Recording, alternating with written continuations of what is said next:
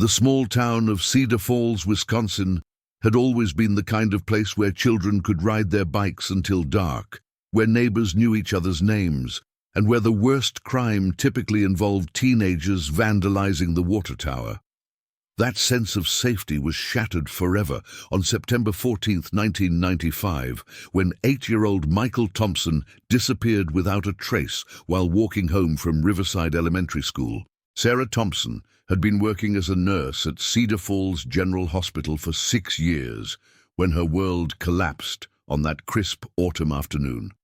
She was a single mother who had raised Michael alone since his father, David, had died in a car accident when the boy was just 2 years old. At 32, Sarah had built a quiet but stable life for herself and her son in the 2-bedroom house on Maple Street that she had inherited from her grandmother.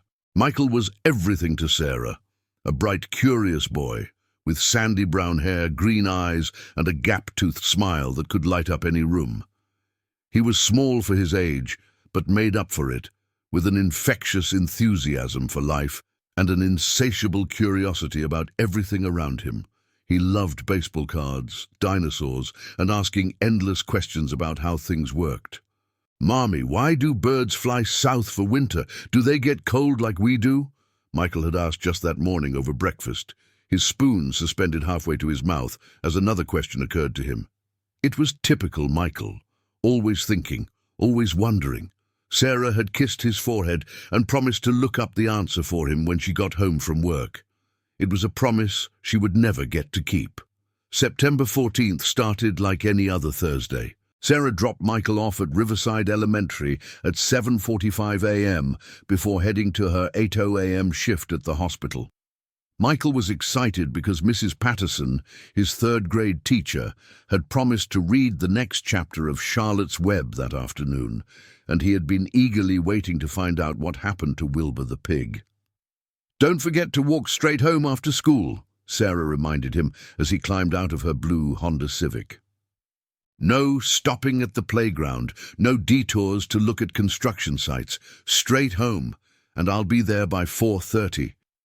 "I know, Mom," Michael replied with the patient exasperation of an 8-year-old who had heard the same instructions countless times. "Straight home, lock the door, start my homework." Sarah watched him run toward the school building, his Spider-Man backpack bouncing with each step. She had no way of knowing it would be the last time she would see her son for 15 years. The school day proceeded normally. Michael participated enthusiastically in math class where they were learning multiplication tables. During recess, he played tag with his best friend, Tommy Martinez, and shared his apple slices with Jenny Wilson, who had forgotten her snack. In Mrs. Patterson's class, he listened with rapt attention as she read about Charlotte spinning her web, his hand shooting up every few minutes with questions about spiders and their abilities. Michael was his usual bright, engaged self that day, Mrs. Patterson would later tell investigators. There was nothing unusual about his behavior, nothing that suggested he was worried or planning anything out of the ordinary. The dismissal bell rang at 3:15 p.m. and Michael gathered his books and homework assignments. The walk from Riverside Elementary to his house on Maple Street was exactly 12 blocks, a journey that typically took him 20 minutes when he didn't get distracted by interesting sights along the way. Michael's usual route took him down Pine Street for 4 blocks, left on Oak Avenue for 3 blocks, then right on Maple Street for the final 5 blocks to his house. It was a path he had walked hundreds of times, through neighborhoods where many residents knew him by name and would wave from their front porches. Mrs. Eleanor Hayes, who lived at the corner of Pine and Oak, saw Michael walking past her house at approximately 3:25 p.m. He was walking at his normal pace, she later told police. He had his backpack on, and he waved at me like he always did when I was working in my garden. That was the last confirmed sighting of Michael Thompson. When Sarah arrived home from her shift at 4:35 p.m., she immediately knew something was wrong. The front door was still locked, exactly as she had left it that morning. Michael's key was in his backpack, so he should have been inside doing his homework at the kitchen table, probably with a snack and a glass of milk. "Michael!" she called as she unlocked the front door. "Honey, I'm home!" The house was silent. Sarah quickly searched each room, calling his name with increasing urgency. Michael's bedroom was exactly as he had left it that morning. Bed made, stuffed animals arranged neatly on the pillow, homework from the previous night stacked on his desk. Sarah's first thought was that Michael had stopped somewhere along the way home, despite her repeated instructions not to. Maybe he had seen something interesting and lost track of time. Maybe he was at Tommy Martinez's house, or perhaps he had decided to stop at the small playground on Oak Avenue. She called the Martinez house first. "Hi, Elena. It's Sarah Thompson. Is Michael over there by any chance?" "No," Elena Martinez replied. "Tommy came straight home from school. He's right here doing his homework. Is everything okay?" "I'm sure it's fine," Sarah said, trying to keep the worry out of her voice. "Michael's probably just running late. If you see him, can you ask him to call home?" Sarah spent the next hour calling every family she could think of, checking with neighbors and walking the route between school and home. By 6 p.m., when there was still no sign of Michael, she called the Cedar Falls Police Department. Officer Janet Murphy was the first to respond to Sarah's call. At 28, Murphy was relatively new to the force, but had already handled several missing children cases, all of which had turned out to be kids who had simply lost track of time or forgotten to tell their parents about after-school plans. "Let's start from the beginning," Officer Murphy said gently, settling into a chair at Sarah's kitchen table. "What time was Michael supposed to be home?" "By 3:45 at the latest," Sarah replied, twisting a tissue in her hands. "He walks straight home every day. He knows the rules and he follows them. Something's wrong. I know something's wrong." Officer Murphy took detailed notes about Michael's appearance, his usual route home, and anyone who might have seen him after school. She also asked about Michael's father, other relatives, and any recent changes in his behavior or routine. "Has Michael ever mentioned being approached by strangers?" Murphy asked. "Anyone who made him uncomfortable or offered him candy, rides, anything like that?" "No, never," Sarah said firmly. "And I've taught him about stranger danger since he was tiny. He wouldn't go with someone he didn't know." As the evening wore on and Michael still hadn't returned, the search effort expanded. By 8 p.m., half the Cedar Falls Police Department was involved, along with dozens of volunteers from the community. They searched the route between school and home, checked every house where Michael might have stopped, and began expanding their search to include parks, vacant lots, and wooded areas. Detective Ray Kowalski, a 20-year veteran of the force, took charge of the investigation that evening. He had handled missing children cases before, and he knew that the first 24 hours were critical. "We're going to find him," Detective Kowalski assured Sarah around 10 p.m., though privately he was becoming increasingly concerned. In his experience, children who disappeared for more than a few hours were usually either victims of family abduction, stranger abduction, or had suffered some kind of accident. The search continued through the night. Flashlights bobbed through Cedar Falls' quiet neighborhoods as volunteers called Michael's name. The local radio station interrupted regular programming to broadcast descriptions of the missing boy, and by midnight, news crews from Milwaukee had arrived to cover the story. Sarah didn't sleep at all that first night. She sat by the telephone, jumping every time it rang, praying that the next call would be someone saying they had found Michael safe and sound. Her sister Linda drove up from Madison to provide support, and by dawn, Sarah's small house was filled with family members, friends, and neighbors who had come to help with the search. The second day brought additional resources. The FBI was called in, given the possibility of interstate kidnapping. Agent Patricia Collins, who specialized in crimes against children, established a command center in the Cedar Falls Community Center and began coordinating a more systematic search effort. "We're going to approach this methodically," Agent Collins told the assembled volunteers.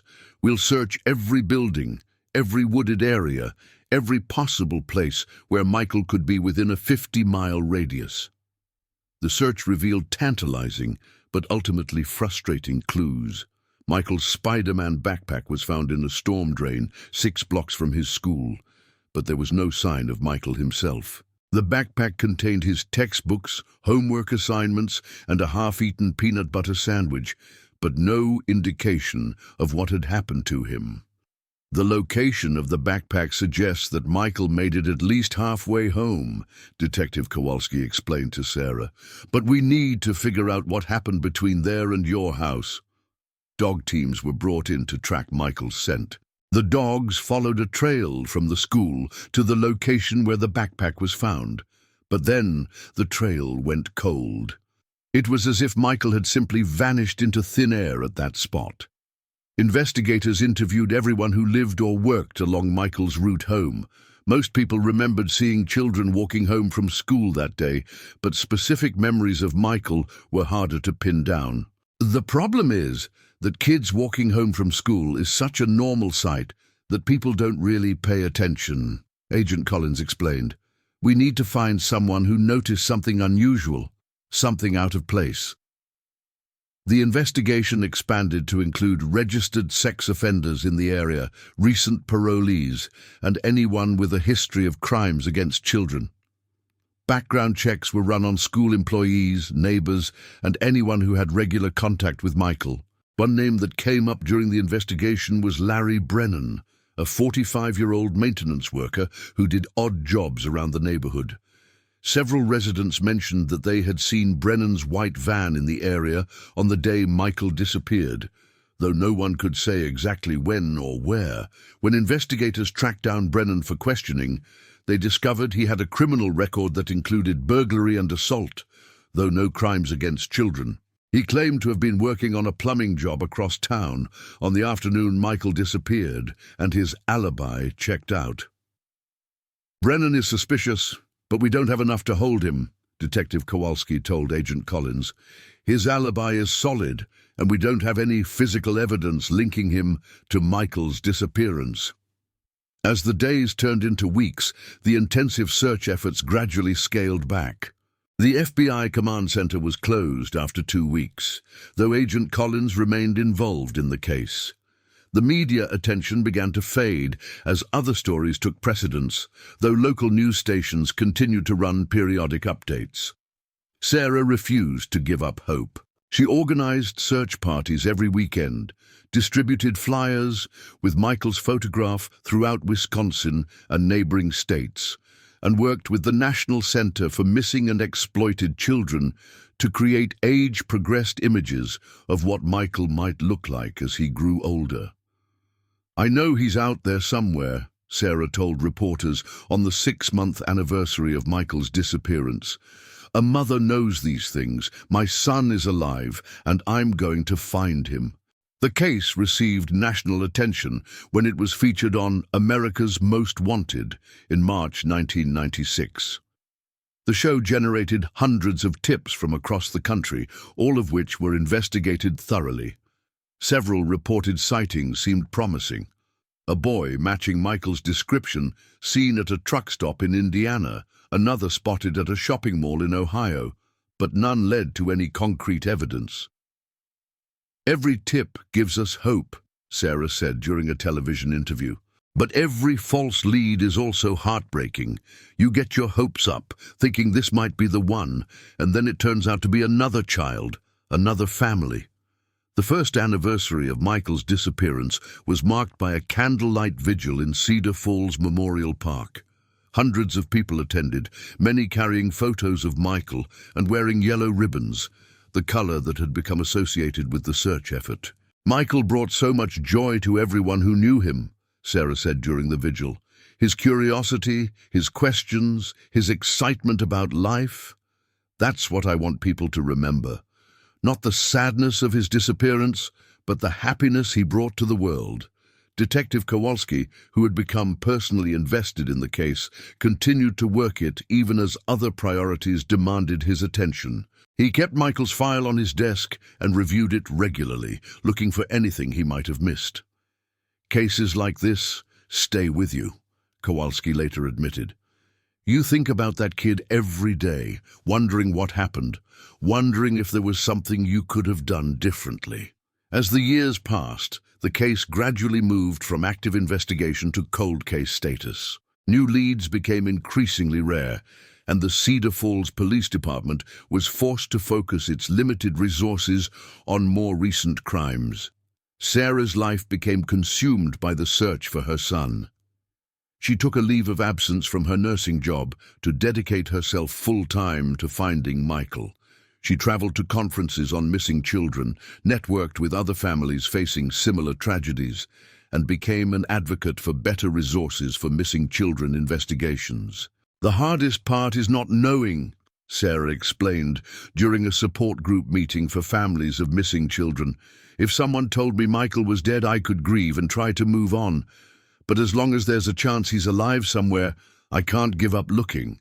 Sarah's house on Maple Street became an informal headquarters for the ongoing search effort. The walls were covered with maps, photographs, and timelines related to Michael's disappearance. His bedroom remained exactly as he had left it on September 14, 1995, preserved like a shrine to her missing son. I keep his room ready for when he comes home, Sarah told visitors. I know that sounds crazy after all these years, but I have to believe he's coming back. By 2000, 5 years after Michael's disappearance, the case had been featured on multiple television shows, generated thousands of tips, and cost hundreds of thousands of dollars in investigation expenses. Despite all these efforts, investigators were no closer to finding Michael than they had been on the day he vanished. The turn of the millennium brought new technologies to the search effort. The Internet, which had been in its infancy when Michael disappeared, now offered new possibilities for spreading information about missing children. Sarah learned to use email and websites to share Michael's story with a global audience. Detective Kowalski retired in 2005, but he continued to work on Michael's case as a volunteer. He had never been able to let go of the mystery, and he spent his retirement years re-interviewing witnesses, following up on old leads, and exploring new theories about what might have happened. Ray Kowalski never gave up on Michael, Sarah said years later. Even after he retired, he would call me every few months with some new idea or lead he wanted to pursue. By 2010, 15 years after Michael's disappearance, Sarah had aged far beyond her years. The constant stress and grief had taken a physical toll, and at 47, she looked like a woman much older. She had never remarried, never had other children, and had devoted her entire adult life to searching for her son. People tell me I should move on, that I should accept that Michael is probably dead, Sarah said during a newspaper interview on the 15th anniversary. But until I have proof, until someone shows me a body, I'm going to keep believing that my little boy is out there somewhere, waiting to come home. What Sarah didn't know was that her faith was about to be rewarded in the most unexpected way possible. The decade that followed Michael Thompson's disappearance transformed not only Sarah's life, but also the way missing children cases were investigated and publicized. What had begun as a local tragedy in a small Wisconsin town became a case study in the evolving intersection of technology, media, and law enforcement in the search for missing persons. In 2002, 7 years after Michael vanished, Sarah made the difficult decision to return to work part-time at Cedar Falls General Hospital. The decision wasn't financial. She had received disability payments due to the psychological trauma of losing Michael, and the community had organized fundraisers to help with her expenses. Rather, she needed the structure and purpose that work provided, even as she continued her relentless search for her son. I realized that Michael wouldn't want me to stop living, Sarah explained to her therapist, Dr. Jennifer Walsh, who had been helping her cope with the trauma. But going back to work doesn't mean I'm giving up on finding him. It just means I'm trying to survive until he comes home. Sarah's colleagues at the hospital were supportive, but cautious. They had watched her transformation from a vibrant, optimistic nurse into someone consumed by grief and an obsessive need to find her missing child. Her supervisor, Helen Rodriguez, worked with Sarah to create a schedule that would allow her to continue her search activities while maintaining some professional routine. Sarah was never the same after Michael disappeared, Helen later recalled. But she was still a good nurse, still compassionate with patients. In some ways, her own pain made her more understanding of what families going through medical crises were experiencing. During this period, the internet was revolutionizing how information about missing children was shared. Sarah taught herself basic web design and created one of the first comprehensive websites dedicated to a single missing child case. FindMichaelThompson.com became a repository for every piece of information about Michael's disappearance, including photos, timelines, investigative updates, and a constantly updated section for tips from the public. The website attracted attention from amateur investigators, other families of missing children, and true crime enthusiasts from around the world. Sarah found herself at the center of an online community of people dedicated to solving cold cases and finding missing persons. It was both a blessing and a curse, Sarah later reflected. On one hand, having hundreds of people helping to search for Michael gave me hope. On the other hand, sifting through all the theories and supposed sightings became almost a full-time job in itself. One of the most dedicated volunteers was Margaret Chen, a retired computer programmer from California, whose own grandson had disappeared 3 years after Michael. Margaret used her technical skills to help Sarah expand the website and develop databases to track and analyze tips. Margaret became like a sister to me, Sarah said. She understood the obsession, the need to follow every lead no matter how unlikely. Most people thought we were crazy, but we were just mothers who refused to give up. In 2004, the case received renewed attention when author and investigative journalist David Koresh published a book called Vanish: The Michael Thompson Case and America's Missing Children. Koresh had spent 2 years researching the case, interviewing everyone involved in the original investigation, and developing new theories about what might have happened to Michael. What struck me about the Michael Thompson case, Koresh wrote in his introduction, was how thoroughly it had been investigated, and yet how few concrete clues existed. This wasn't a case where police had overlooked obvious evidence or failed to follow leads. This was a case where a child had simply vanished as completely as if he had never existed. Koresh's book brought national attention back to the case and generated hundreds of new tips. Most were from people who had read the book and thought they remembered seeing something relevant from 9 years earlier, but a few seemed more promising. One particularly intriguing lead came from a woman in Montana who claimed to have seen a boy matching Michael's description at a remote religious compound in 1997. The compound, led by a charismatic preacher named Joshua Martindale, was known for taking in runaway children and families seeking to live off the grid. The boy I saw was the right age, the right physical description, the woman, who identified herself only as Rachel, told investigators. But he was calling himself by a different name, and he seemed completely integrated into the community. When I asked him about his family, he said his parents had died and that Joshua was taking care of him now. This lead required a delicate investigation, as the compound was located on private property, and Martindale had a history of being uncooperative with law enforcement. FBI agents eventually obtained a warrant to search the property, but by the time they arrived, the compound had been abandoned.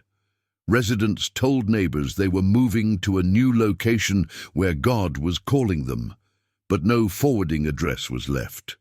It was frustrating because it seemed so promising, Agent Collins, who was still involved in the case despite having been transferred to other duties, told Sarah. But these kinds of groups are notoriously difficult to track once they decide to move.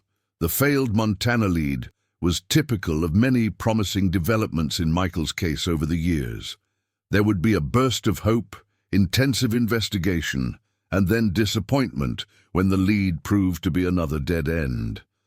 In 2006, advanced DNA technology offered new possibilities for the investigation. Sarah provided DNA samples that could be compared to any unidentified remains found anywhere in the country.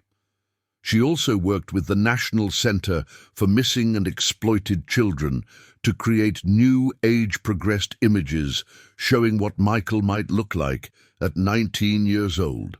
The age-progressed photos were both hopeful and heartbreaking, Sarah said. It was wonderful to imagine what Michael might look like as a young man, but it was also a reminder of all the birthdays, all the milestones, all the growing up that I had missed. The new images were distributed widely, appearing on milk cartons, billboards, and websites. They generated a fresh wave of reported sightings, but as always, none led to Michael's recovery. Detective Ray Kowalski, despite his official retirement, remained deeply involved in the case. He had developed several theories over the years about what might have happened to Michael, and he continued to pursue them with the dedication of someone still on active duty. Ray never let go, Sarah said. Even his wife complained that he talked about Michael's case more than he talked about their own family. But I was grateful for his obsession because it meant someone in law enforcement still cared. Kowalski's primary theory was that Michael had been abducted by someone who knew his routine and had been watching him for some time. The location where Michael's backpack was found suggested that he had made it most of the way home, which meant the abduction had occurred in a neighborhood where the perpetrator felt comfortable operating. This wasn't a random snatch, Kowalski explained during one of his many conversations with Sarah. Someone knew exactly when Michael would be walking home, and they knew exactly where to grab him without being seen. That suggests local knowledge. This theory led Kowalski to focus on people who had lived in Cedar Falls in 1995 but had since moved away. He spent countless hours tracking down former residents, interviewing them, and investigating their activities around the time of Michael's disappearance. One name that came up repeatedly in Kowalski's research was Dr. William Hendricks, a pediatrician who had practiced in Cedar Falls from 1992 to 1996. Hendricks had left town abruptly in December 1995, just 3 months after Michael's disappearance, claiming he needed to care for a sick relative in Oregon. Hendricks' departure so soon after Michael vanished was suspicious, Kowalski noted. And pediatricians have access to children and are trusted by families. It would be easy for someone like that to approach a child without raising suspicion. When investigators tracked down Hendricks in Oregon, they discovered he had died in a car accident in 2003.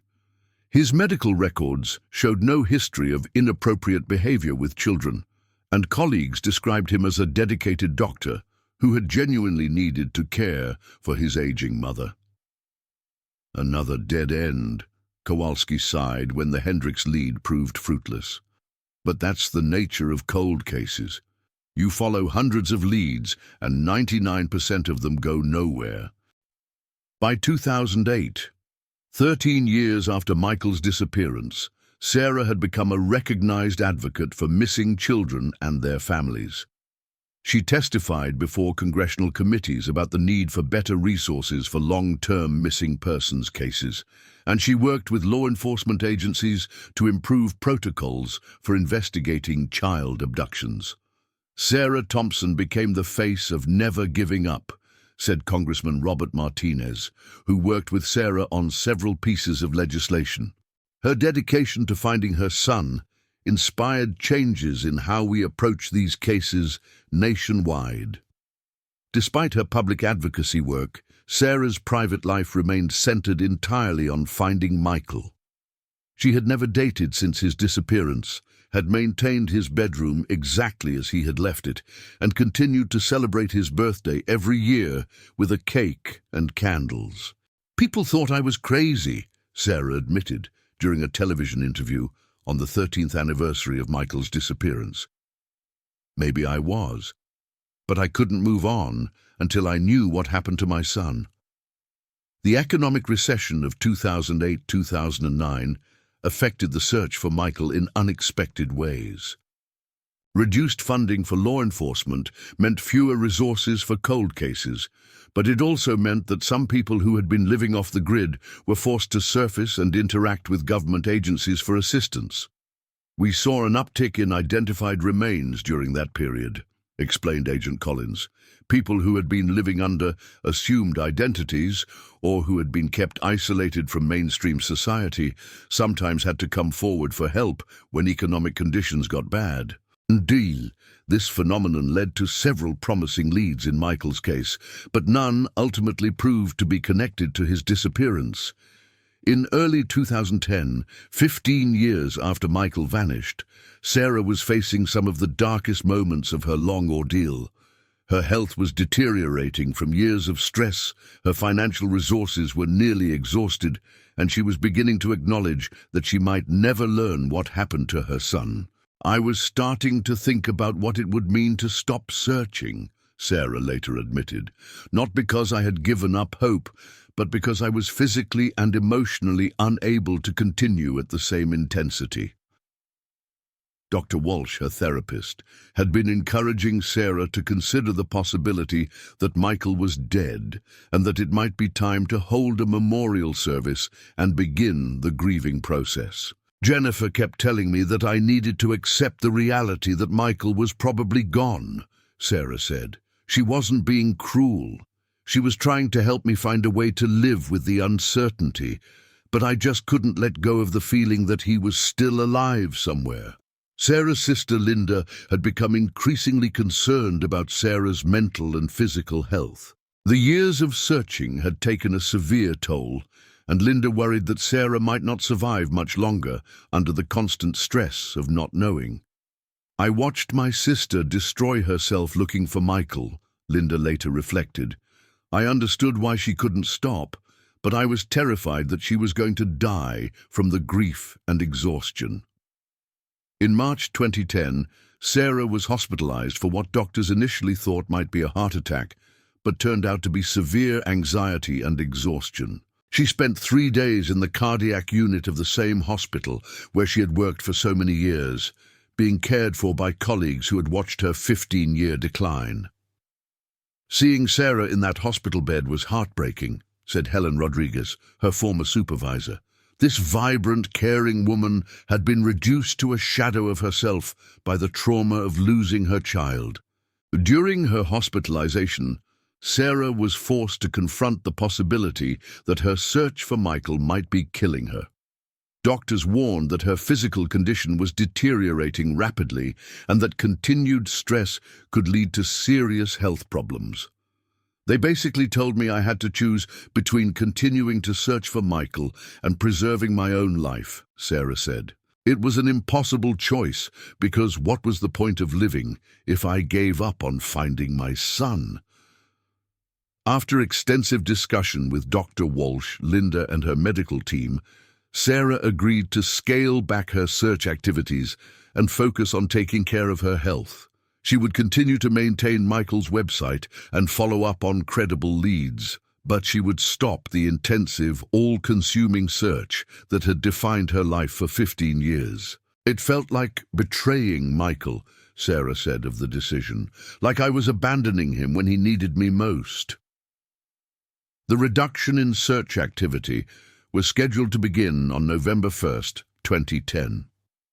Sarah spent the summer and early fall of that year saying goodbye to the network of volunteers, investigators, and advocates who had become her surrogate family during the long search. As October 2010 came to an end, Sarah was preparing for what she thought would be a new phase of her life, one where she would learn to live with uncertainty and try to rebuild some semblance of normal existence.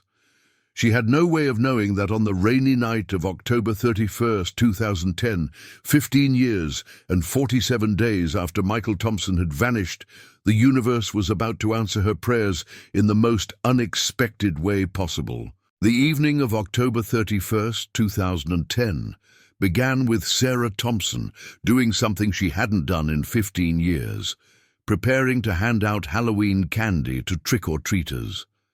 It was a small but significant step in her effort to reclaim some normalcy in her life, part of the healing process Dr. Walsh had encouraged her to embrace. Sarah had bought 3 bags of candy the day before, Snickers, Kit Kats, and Reese's Cups, the same treats she used to give out when Michael was little. She had even carved a jack-o'-lantern, something she hadn't done since 1994, the last Halloween before Michael disappeared. I kept telling myself it was healthy to participate in normal activities again, Sarah later recalled. But every time a child came to the door, I couldn't help but think about Michael at that age, wondering where he was, whether he was safe.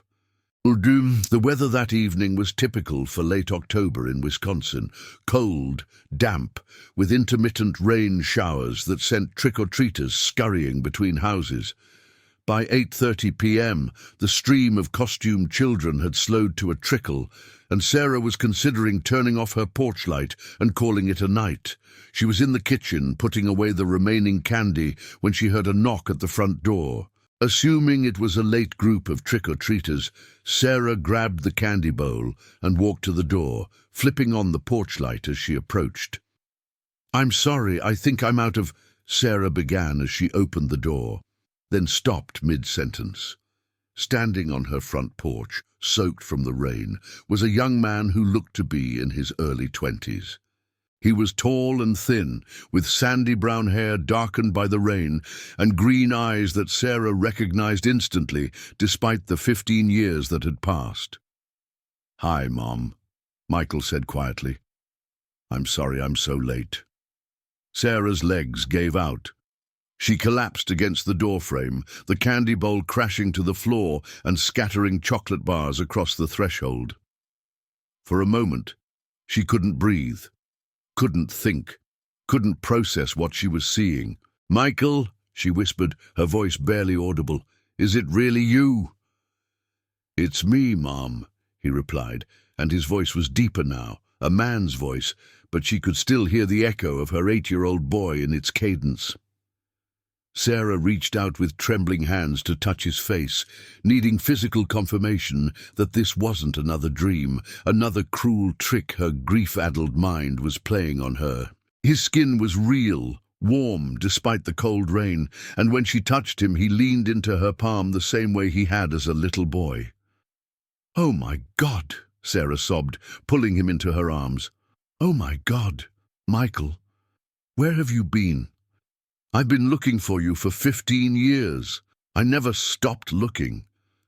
"I know," Michael said, holding her tightly. "I'm so sorry, Mom. I'm so sorry for everything." They stood in the doorway for several minutes, holding each other and crying, oblivious to the rain that was soaking them both. Finally, Sarah pulled back just enough to look at her son's face again, studying the features that were familiar, yet transformed by the passage of time. "Come inside," she said, pulling him through the door. "You're freezing. Let me get you some dry clothes, something hot to drink. Are you hurt? Are you okay?" "I'm okay, Mom," Michael assured her, though Sarah could see that he was anything but okay. He was too thin, with dark circles under his eyes and a wariness that hadn't been there when he was 8 years old. Sarah led him to the living room, where she wrapped him in blankets and brought him hot chocolate, made the same way she used to when he was little, with extra marshmallows. She sat across from him, still hardly able to believe he was really there. "I have so many questions," Sarah said, her voice shaking. "Where have you been? What happened to you? Who took you?" Michael was quiet for a long moment, staring into his mug of hot chocolate. When he finally spoke, his voice was heavy with pain and exhaustion. "I was taken by someone who said they were helping me," he began slowly. A woman named Rebecca. She told me that you and Dad had been killed in a car accident and that she was my aunt, there to take care of me. Sarah felt her heart break all over again. Oh, honey, your father died when you were 2, but I never— I know that now, Michael interrupted gently, but I was 8 years old and I was scared. She had pictures of our family, knew things about us that made her story believable. She said we had to leave immediately, that it wasn't safe to stay. The story that emerged over the next several hours was even more horrific than anything Sarah had imagined during her worst moments over the past 15 years.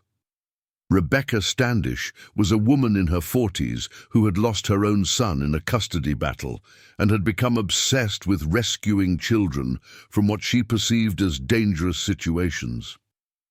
She had been watching Michael for weeks before approaching him, learning his routine, gathering information about his family.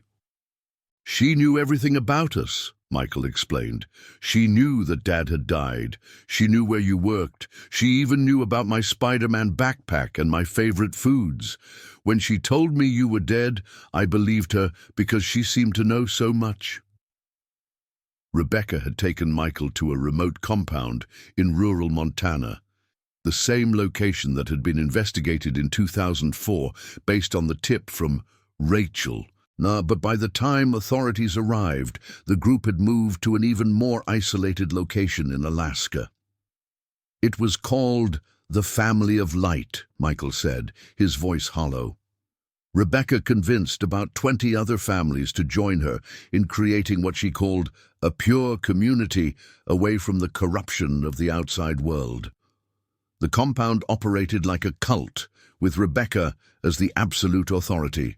Children were separated from their biological parents and raised collectively, with their identities gradually erased and replaced with new ones. Michael had been renamed David Light and told that his previous life had been a sinful existence that he needed to forget. The worst part wasn't the physical hardship, Michael said, though Sarah could see scars on his hands and arms that suggested he had endured plenty of that. The worst part was feeling like I was betraying your memory by forgetting things about our life together. Rebecca said that holding on to the past was selfish and harmful. For 12 years, Michael lived in the compound, believing that Sarah was dead and that the life he remembered was either a sinful fantasy or a test of his faith. He was homeschooled by Rebecca and other adults in the community, learning only what they deemed appropriate. He had no access to outside media, no way of knowing that his disappearance had sparked a massive search effort. I thought about you every day, Michael told Sarah, tears streaming down his face. Even when they told me it was wrong, even when they punished me for it, I couldn't stop thinking about our house, about you reading me bedtime stories, about the way you used to make pancakes on Sunday mornings. The turning point came in 2007, when Michael was 20 years old. A new family joined the compound, bringing with them a teenage daughter named Jessica, who had been kidnapped from California. Unlike Michael, Jessica had been old enough when taken to maintain clear memories of her previous life, and she began sharing those memories with him.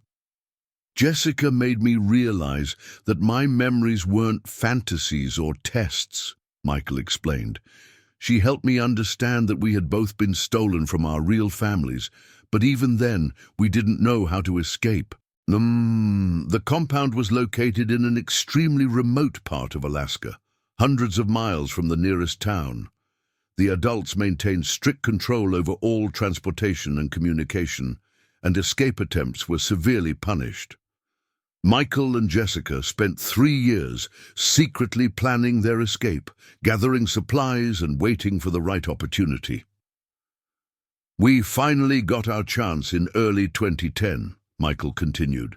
Rebecca had to travel to Anchorage for some kind of legal business, and she took most of the other adults with her. Jessica and I had been preparing for years. We had hidden food, warm clothes, and we knew the route to the nearest road. The escape was harrowing.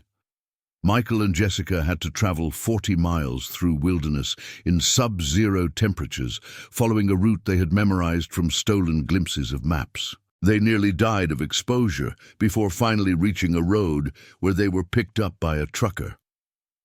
"The trucker took us to Anchorage, where we went to the police," Michael said. "That's when I learned that you were still alive, still looking for me. The police showed me some of the missing person reports, the age-progressed photos, the website you had created." Jessica was quickly reunited with her family in California, but Michael's situation was more complicated. He had been missing for so long that extensive verification was required to confirm his identity.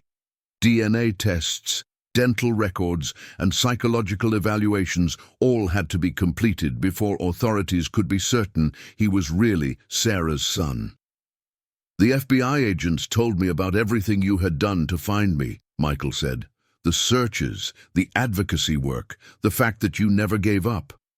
I felt so guilty, knowing that you had been suffering all these years while I was alive." Maternally, the verification process had taken several months, during which Michael underwent intensive therapy to help him readjust to life outside the compound. He had been living in a halfway house in Minneapolis, learning to navigate modern technology and contemporary society, while FBI agents worked to dismantle the compound and arrest Rebecca and her followers. "The FBI offered to contact you as soon as they confirm my identity," Michael explained. "But I asked them to wait. I needed time to figure out how to face you after being gone for so long. I needed to understand who I was now, not just who I had been when I was 8. Sarah listened to her son's story with a mixture of overwhelming relief, heartbreak, and anger. Relief that he was alive and had finally come home. Heartbreak for the childhood that had been stolen from him and the years of suffering they had both endured. And anger at the woman who had destroyed their family for her own twisted purposes. "What happened to Rebecca?" Sarah asked. "She's in federal prison," Michael replied. "She was charged with kidnapping, child abuse, and a bunch of other crimes. The compound was shut down, and the other children were returned to their families. Some of them had been there even longer than I was." Over the following days, as news of Michael's return spread, Cedar Falls found itself once again at the center of national media attention. But this time, it was a story of hope and reunion rather than tragedy and loss. Detective Ray Kowalski, now 72 years old, drove up from his retirement home in Florida to meet the young man whose case had consumed 15 years of his life. "I always believed we'd find you someday," Kowalski told Michael during their emotional meeting. "But I have to admit, I thought it would be through solving the case, not through you walking back into your mother's life."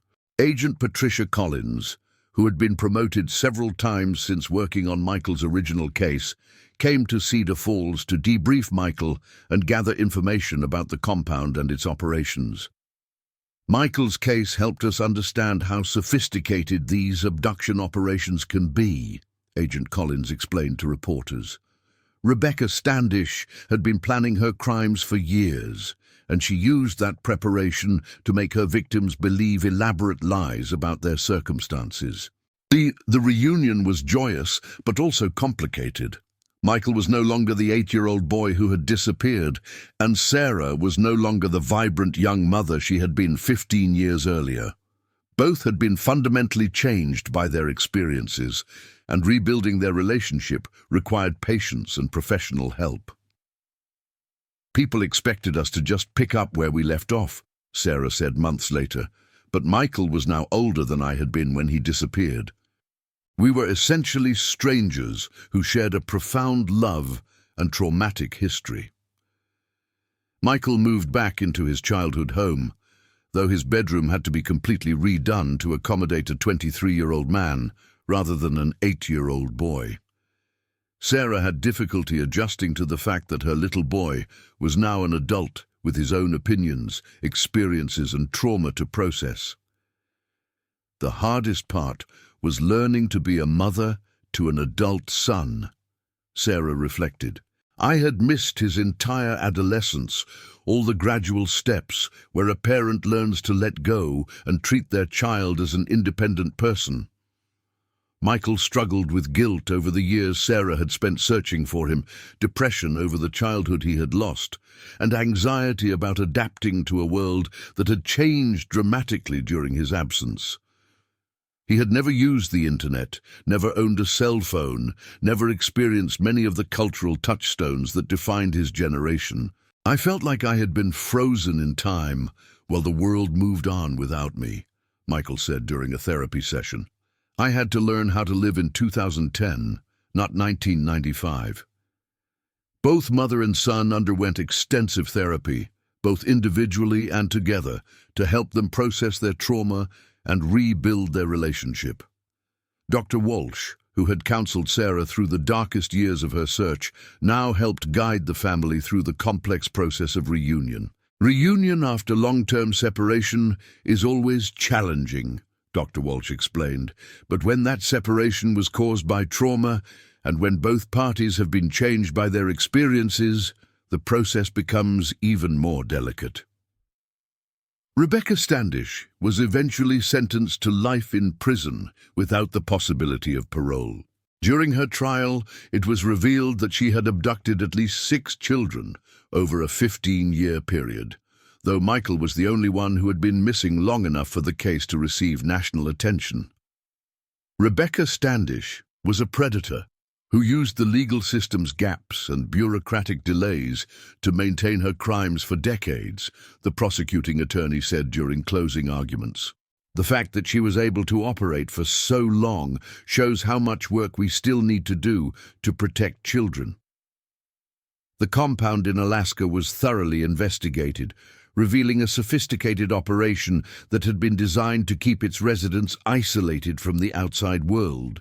Maps found in Rebecca's quarters showed that she had been planning to move the operation to an even more remote location in northern Canada, where extradition would have been more difficult. 3 years after Michael's return, Sarah and her son appeared together on a television special about long-term missing children cases.